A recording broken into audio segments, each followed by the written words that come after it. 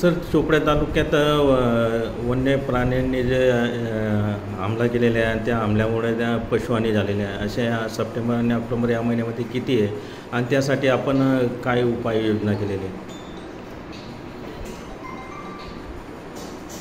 जे सप्टेंबर महिना आहे, सप्टेंबरमध्ये जवळपास बिबट आणि तरस मिळून 5 घटना घडलेल्या आहेत.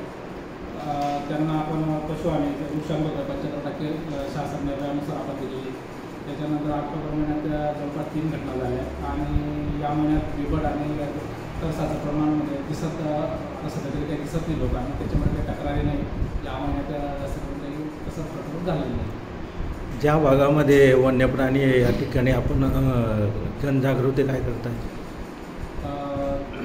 बिबट जे पशुहानी चालू आहे आणि बिबट ज्या क्षेत्रात आहेत, ज्या क्षेत्रात तरसा आहेत, त्या ठिकाणी आम्ही एक स्पेशल टीम तयार केलेली आहे लासोल परिमंडळातून आणि प्रत्येक परिमंडळात 2-2 वंडरशिप आम्ही घेतलेली आणि स्पेशली त्यांना एक गाडी दिलेली. ज्या ठिकाणी काही प्रकरण घडले त्या ठिकाणी ट्रॅप कॅमेरा लावणं, त्याचा परिणाम करून त्याचं कुठला प्राणी याची ओळख पटवणं आणि त्यानंतर ग्रामस्थांना त्याचं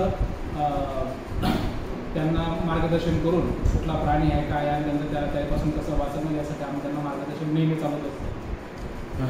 नुकसान भरपाई किती दिली जाते सर? नुकसान भरपाईचे बाजारभाव जे किंमत असेल, समजा गुराची किंमत जर 7,000 रुपये असेल, त्याचं 75% आपण शासनानुसार आपण देत राहतो.